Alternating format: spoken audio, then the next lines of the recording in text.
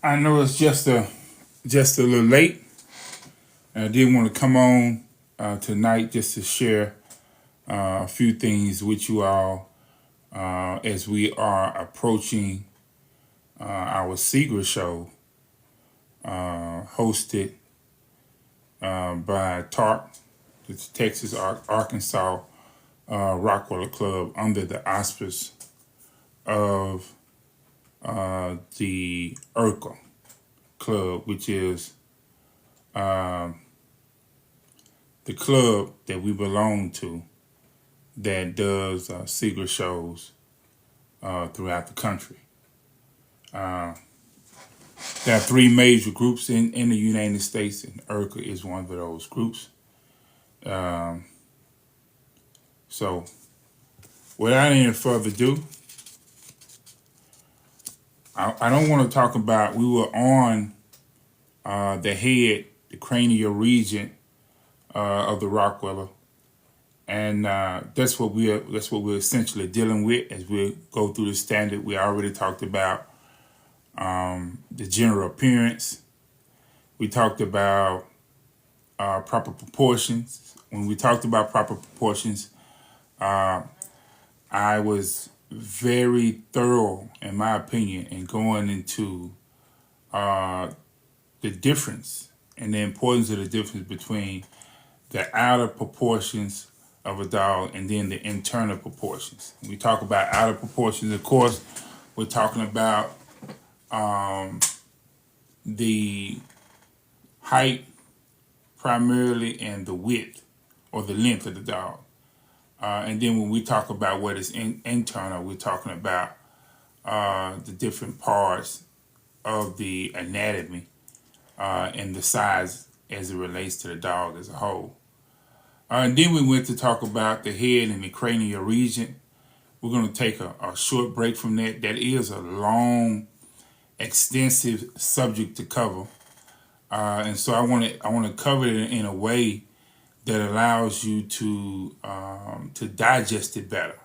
So we're taking a break from that. It is something that I think you should look at the International Breed Standard for the Rottweiler and study it, because we're probably going to be going back to deal with that subject tomorrow. Probably going to be toward the evening time of tomorrow. We're going to pick up where we left off. There is a lot to digest when we talk about that subject. So tonight I want to do something different. We got the show coming up. As you all know, it is a secret show. It simply means that we're going to be showing in the show ring in the same way that they show in the show ring in Germany. AKC does something a little different. I have never been to an AKC show. We have one coming up in Arkansas next month. I think is the 19th and the 20th of April. And it is an all-breed show. It's an all-breed show under the AKC. And it's going to be in Fayetteville, Arkansas. And that is, once again, April the 19th and the 20th. I do hope to be there. I'm going to be working with Gunner. He is a puppy, but he's old enough to be to go into the show ring, the AKC show ring. So we want to take him in next month for his first time. And of course, Gunner is not a Rottweiler. He's a kind of Corso that we have and that we own here. As I said, the AKC, what they do and what's done in the secret world is quite different. So let me explain to you what we're going to be doing on Friday, on Saturday, and then on Sunday of the show. Okay, so there are two judges that are coming in from,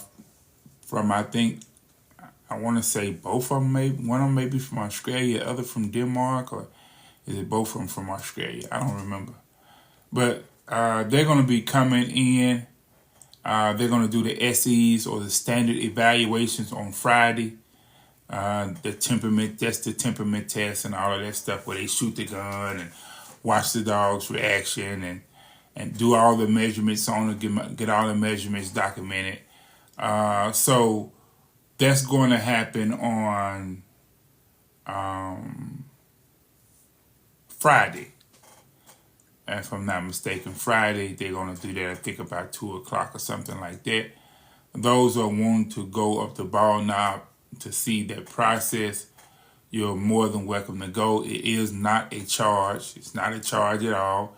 You can attend all 3 parts of the show, Friday, Saturday, and Sunday, at no cost to you. Just show up.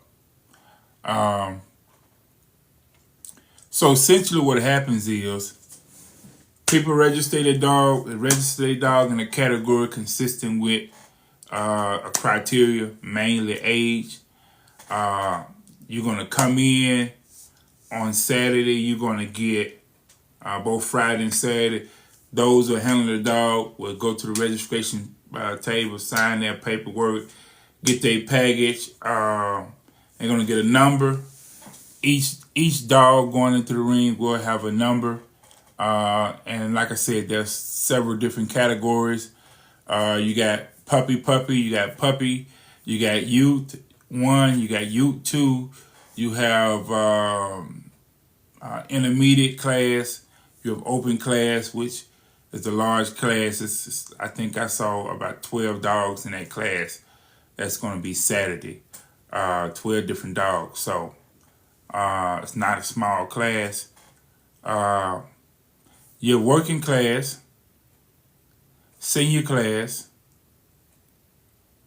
I may be missing something else. But those are the basic ones you're going to have. When your category comes up, if they're doing males and you have a male in open class, you're going to line up according to your number. At some point, they're going to, before, at the beginning of you getting in, they're going to examine the dog's teeth. It's the first thing they do is examine the dog's teeth. The judge is going to look in the dog's mouth and make sure that all the teeth are there. The teeth are in the right place. You're there opening the dog's mouth and the judge is there counting. Okay? They can do this really, really quick. If you know how to open the dog's mouth properly, they can do that really quick. Look inside his teeth, make sure he's good. If he's not good in terms of his teeth, he's probably going to be dismissed from the show ring if his teeth is not what it should be. Okay? The judge is also going to feel the tail. Make sure that tail is set properly. Make sure that it's not what they call kinked or infused or anything like that. There's no break in it. And if it's a male, he's going to touch the testicles. Make sure that both testicles are sitting where they're supposed to be sitting at. At that point, you're basically dismissed from the ring, and then one person in that category at a time comes. That person comes up. They're going to stack their dog, and the judge is going to give a critique. That's what we're dealing with tonight. We're going to deal with strictly critique. This is not designed to be a long live, but I want to strictly deal with critique. I want to explain why the Secret Show, in my opinion, is the best shows in the world. I don't think hands down there's any show that can beat the Secret Show in terms of confirmation.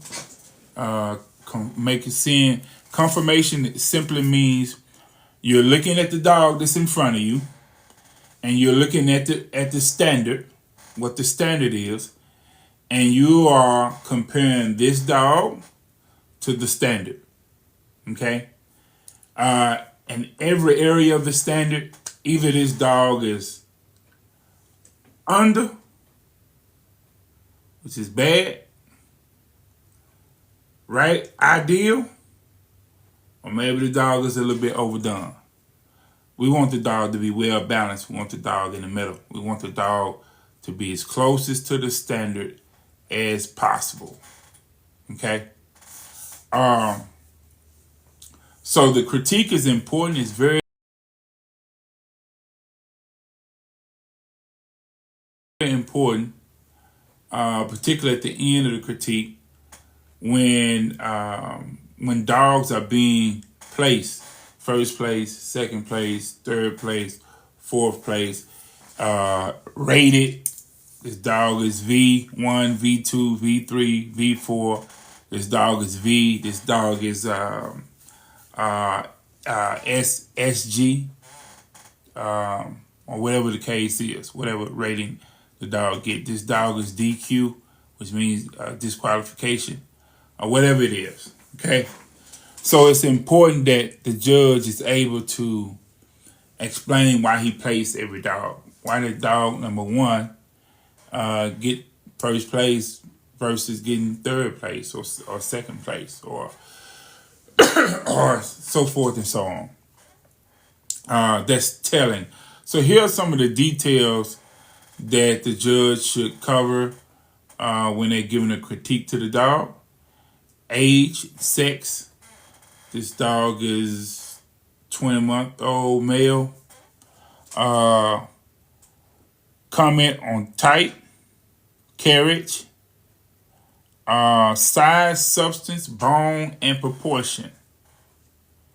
Head, skull, the stop, the muzzle, cheek, ears, eyes, nose, lip, pigmentation, bite, and teeth, or what we call dentition. Neck, throat, withers, overline, underline, ribbing, and forechest.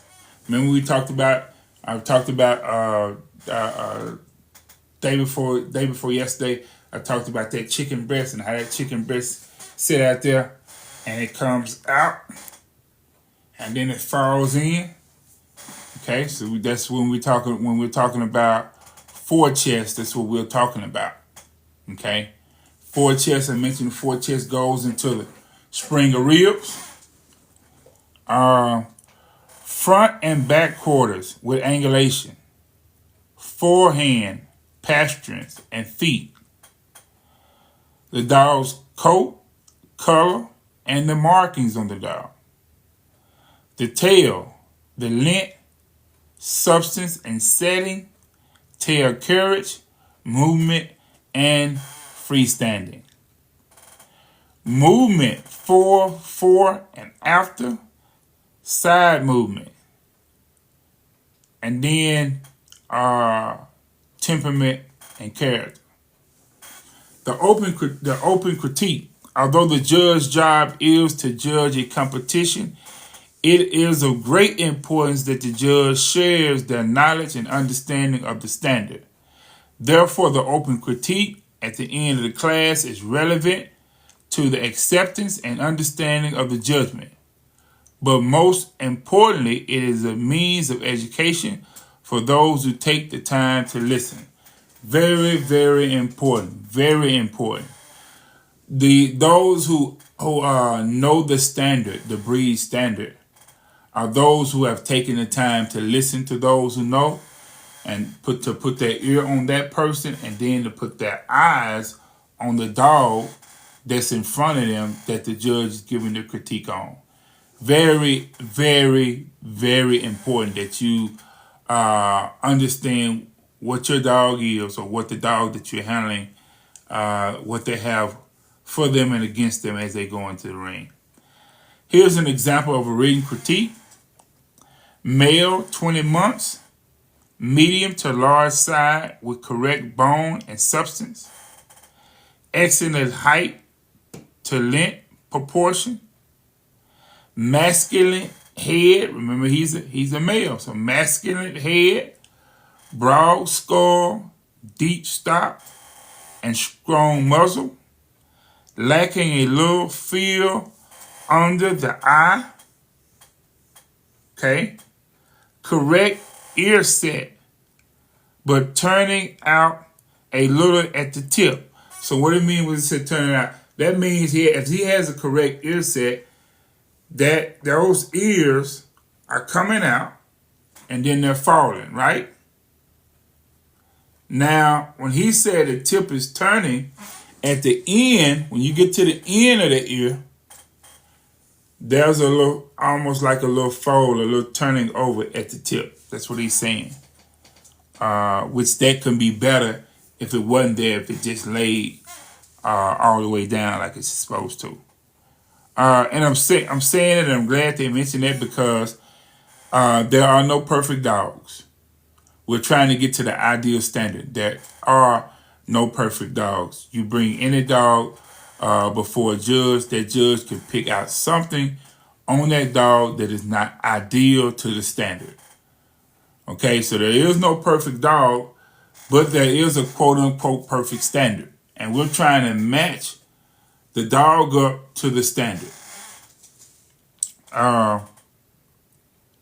Medium dark eyes of sufficient form, good nose pigment, excellent mouth pigment, a little loose in lip line, correct bite, full dentition.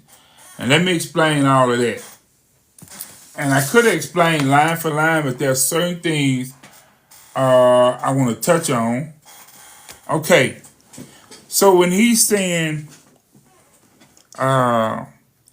medium dark eyes of sufficient form, he's saying that the Rottweiler doesn't have big round eyes.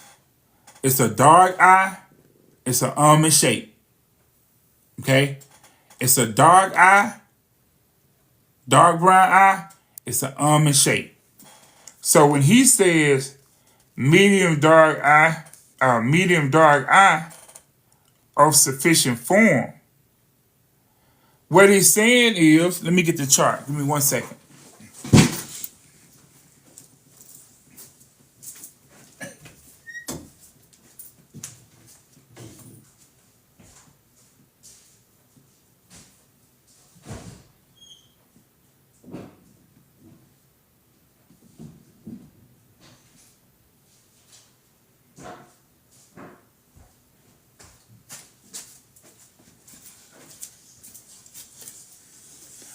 Okay. He's saying medium dark eye. That's an eye chart. Okay. So I'm looking at his eye. It's medium dark. Right here at this eye. Okay. Which is within the standard. When we get down here, this is outside the standard. Okay. When he said medium dark eye of sufficient form, it means it has the almond shape.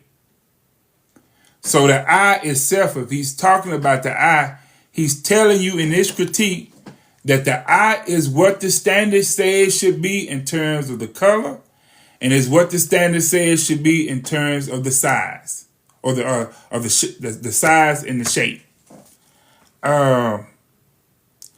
Good nose pigmentation.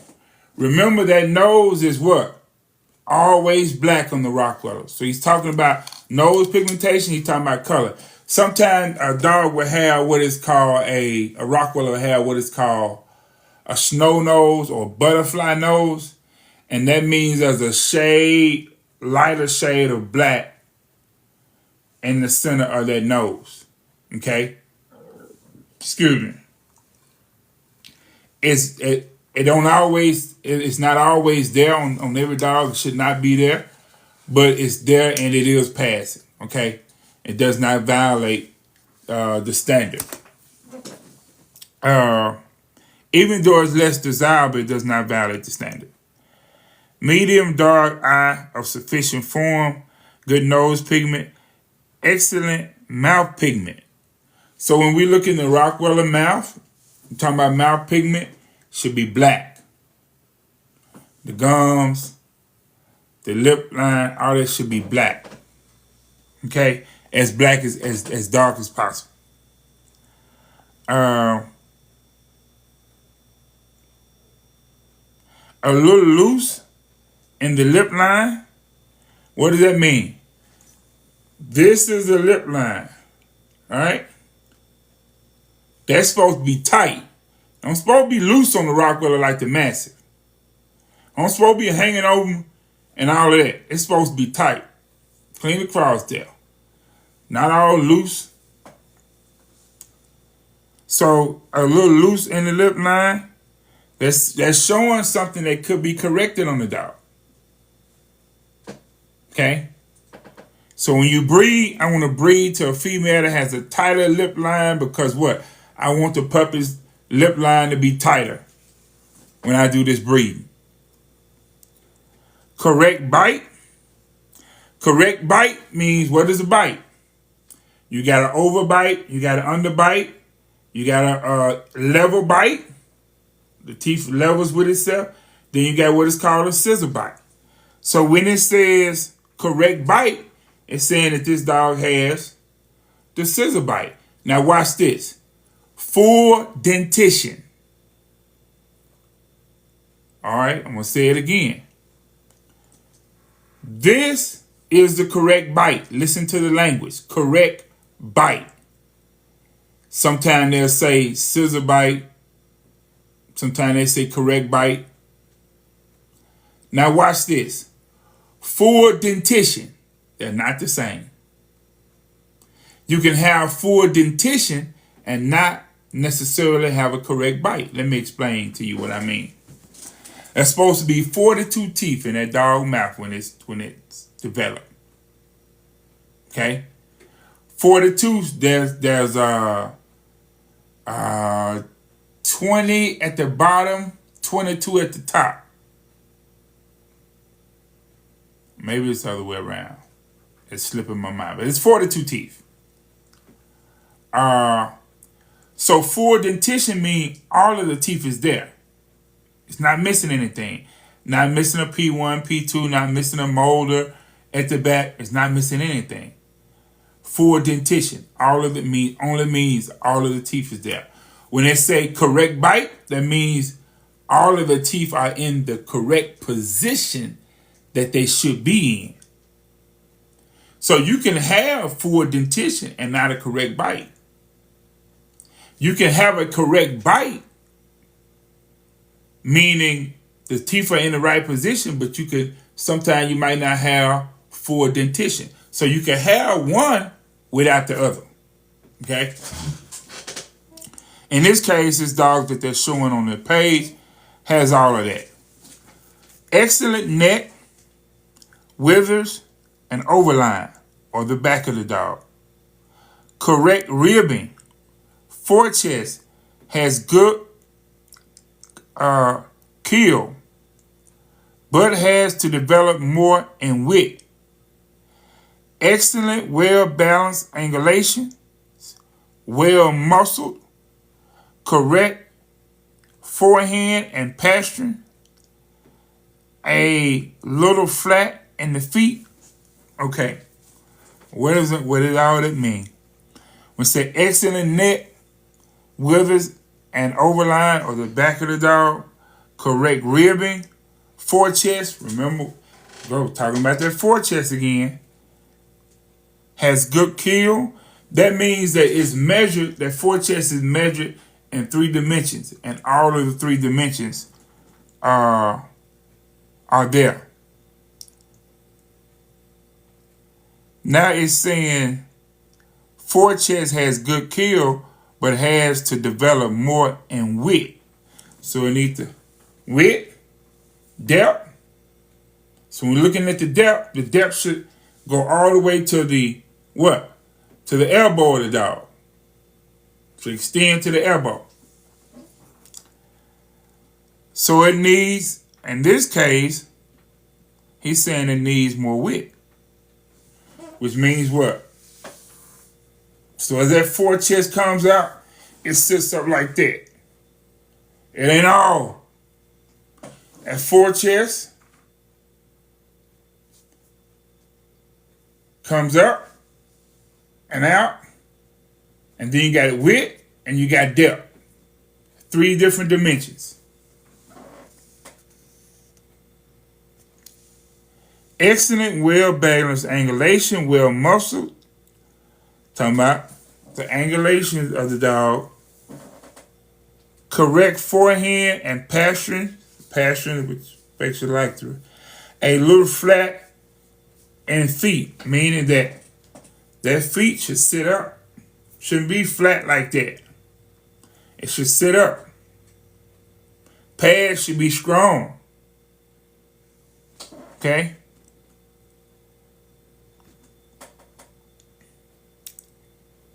Correct coat. Markings should be more even and clearly defined on forechest and pastern. So what? We talked about this, the forechest and then the pastern. So what this judge is saying is that the color, the markings should be what? Clearly defined. So there's a great distinction between the tan markings on the Rottweiler and the black. They should be clearly well defined. They shouldn't be blended together. And what I'm seeing at this dog's forechest and at the dog's going down to the dog's pasterns, I'm seeing that there's a blend. There's too much of a blending of the black and the tan points. They should clearly be distinct from each other. Okay?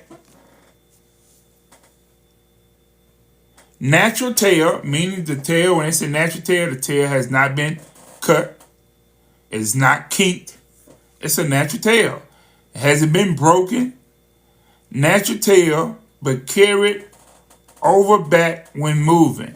So what they're saying is that this tail, that can have a slight curl to it.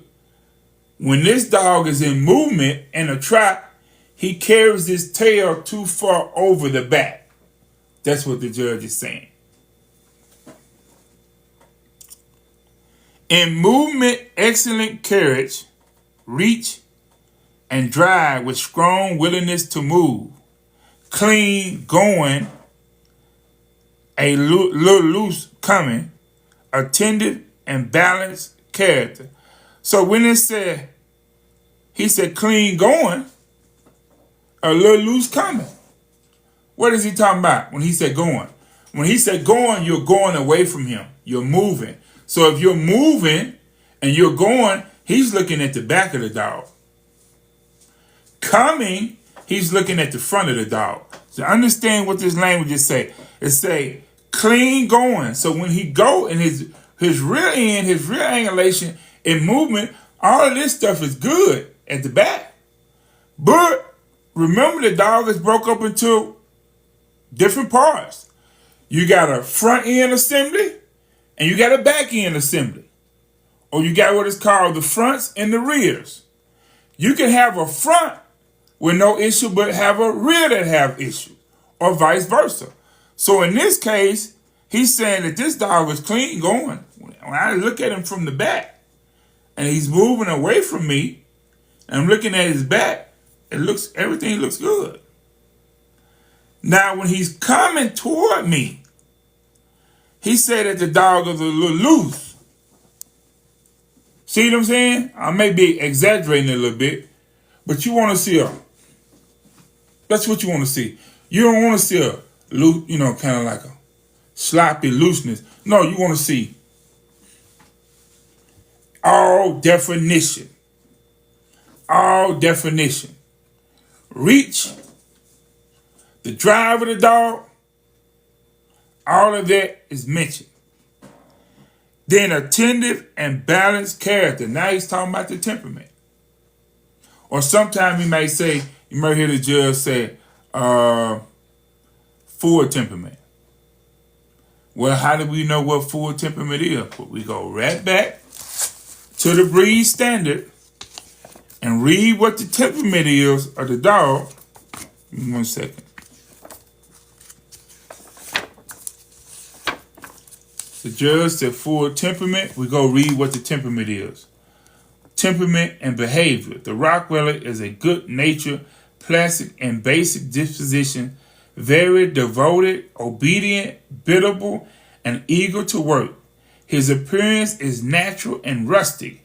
His behavior self-assured, steady, and fearless. He reacts to his surroundings with great alertness and at the same time, even temperament. even tempered. So when he said, okay, the Rockwell is full temperament, we know that's what he's talking about. Go right back to the standard. He said full temperament. This is what he's talking about. The dog is eager. He's eager to work. He's self-assured. He's not fearless. He's not fearful, or he's fearless, and he's steady. Right? Devout, obedient, biddable, eager to work, ready. The judge is looking at the dog and he's judging all that. He said this dog got everything it needs as far as the temperament to be a Rottweiler. So he is what? He's full temperament. Okay? So, why am I going over this? Because I'm going over this because if you understand the critique of a dog, and you understand the importance of the importance of knowing the good and bad qualities of your dog when you get ready to do a breeding, then you're on the road to producing better dogs. See, when you do a breeding, you want to produce a dog that's better than the mother and the father every time you breed. You want to upbreed. You want to breed something and produce something that's better than the mother and the father. You don't want to just throw two dogs together. Part of the aspects of doing that is to know when you see a dog, what that dog needs to make it better, and then pairing a dog up that has that to make that dog better. Okay? So you want to keep all the good things. You don't want to lose anything good that the dog has going for itself, but you want to add to it. You want to complement. It's just like if you got $200,000 and you go in business with somebody, you expect you're going in business with that person to add to you, not to just take away from. So it's the same thing with breeding the dogs. If you know what this dog weakness is, you can go get a stud that complements this dog weakness, pair them together, and produce dogs that are better than both the mother and also the father. Any questions or comments? So we're gonna land this plane and bring this thing to a close. Any questions or comments? All right. Don't y'all forget that we are looking forward to having 2 litters of Rottweiler puppies this weekend. Both females were bred on the 13th of January, so we are expecting those puppies to be born this weekend. All right. Any other questions or comments before I get out of here? You all have been a very, very pleasing audience. I guess I did my job since there are no questions. Y'all have a tremendous rest of the night. Peace.